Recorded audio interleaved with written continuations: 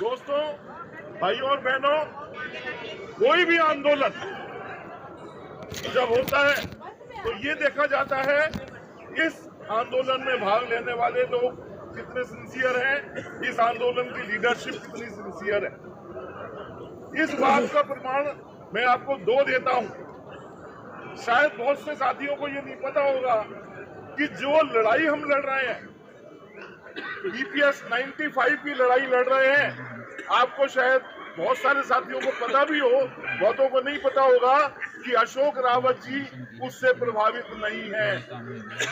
आपकी पेंशन बढ़ेगी, इनकी कोई पेंशन नहीं बढ़ेगी। इनको तो जो नेवी दे रही है, सेना दे रही है, वो दे रही है। तो दोस्तों, ऐसा आंदोलन जो ऐसे ईमानदार व्यक्ति के नेतृत्व में लड़ा जा रहा है, जो व्यक्ति उससे प्रभावित नहीं है, इससे बड़ा सर्टिफिकेट उस आंदोलन के नेतृत्व की ईमानदारी से तो नहीं दिया जा सकता। दूसरी बात, जिस आंदोलन के अंदर नारी शक्ति शामिल हो जाती है, मेरे दोस्तों, ऐसा आंदोलन कभी भी फेल नहीं होता।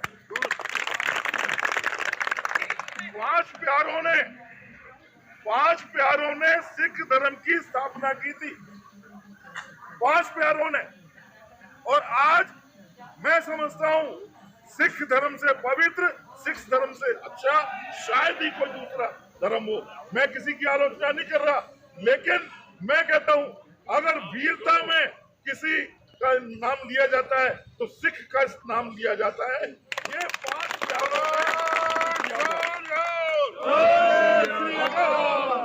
अगर एक इंसान, 2 इंसान, 5 इंसान अगर कुछ करने की क्षमता रखते हैं और सर पे कफन बांध ले, मैं कहता हूं दोस्तों, गिनती की कोई जरूरत नहीं।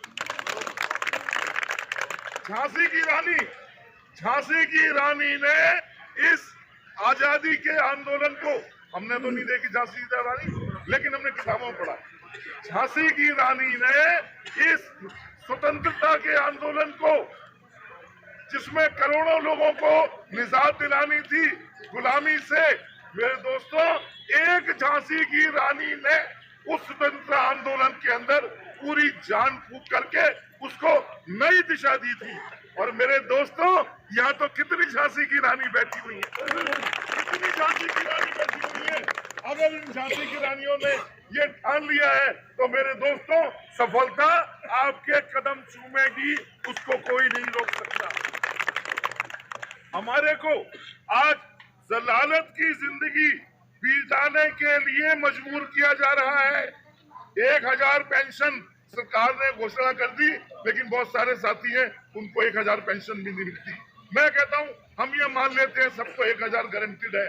मेरे दोस्त, एक बूढ़ा बुढ़ा और बुढ़िया, 2 बूढ़े व्यक्ति जो जैसे जैसे उम्र बढ़ती है बीमारी की ओर अग्रसर कर जाते हैं, क्या 1000 रुपए में, क्या 33 रुपए रोज में वो अपनी दवाई का भी खर्चा कर सकते हैं?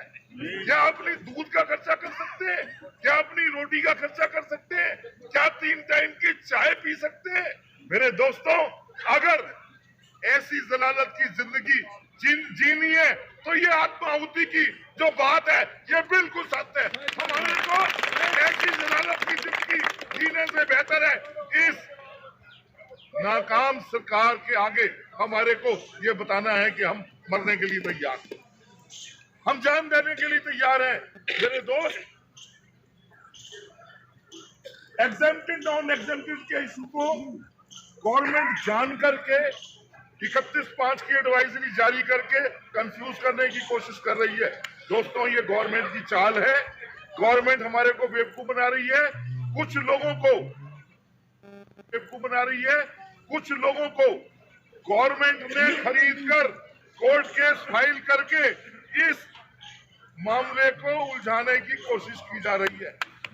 मैं इस बात के लिए कमांडर साहब को बधाई देता हूं, इस बात के लिए कि उन्होंने कोर्ट का रास्ता नहीं अपना करके आंदोलन का रास्ता अपनाया है, और ये सच्चा रास्ता है।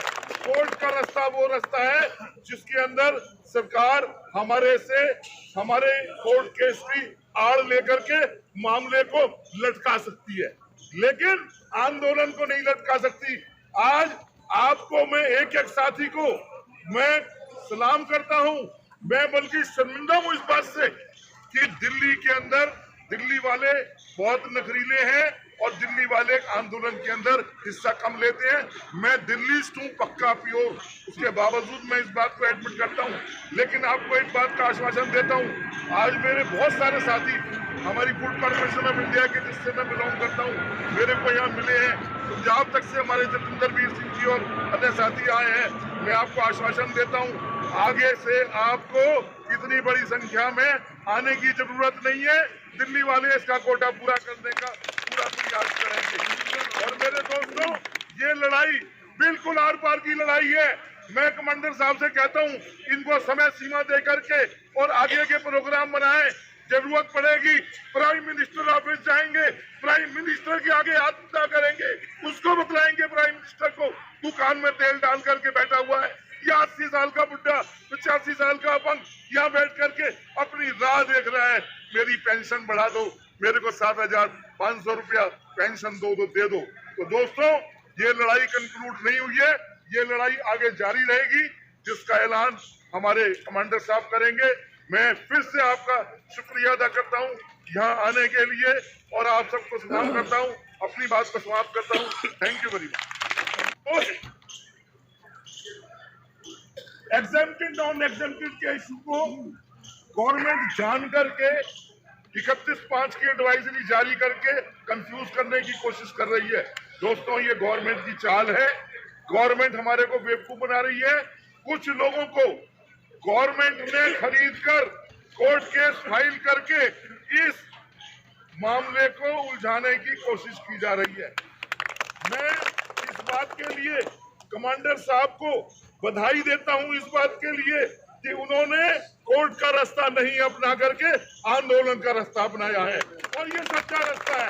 कोर्ट का रास्ता वो रास्ता है जिसके अंदर सरकार हमारे कोर्ट केस की आड़ लेकर के मामले को लटका सकती है, लेकिन आंदोलन को नहीं लटका सकती।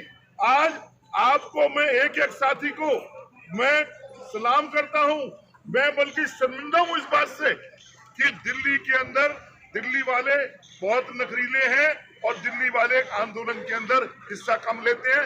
मैं दिल्लीस्ट हूँ पक्का प्योर, उसके बावजूद मैं इस बात को एडमिट करता हूँ। लेकिन आपको एक बात का आश्वासन देता हूँ, आज मेरे बहुत सारे साथी हमारी फूड कॉर्पोरेशन ऑफ इंडिया के जिससे मैं बिलोंग करता हूँ, मेरे को यहाँ मिले हैं।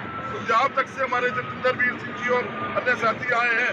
मैं आपको आश्वासन देता हूँ, आगे से आपको इतनी बड़ी संख्या में आने की जरूरत नहीं है। दिल्ली वाले इसका कोटा पूरा करने का पूरा प्रयास करेंगे। और मेरे दोस्तों, ये लड़ाई बिल्कुल आर पार की लड़ाई है। मैं कमांडर साहब से कहता हूं, इनको समय सीमा दे करके और आगे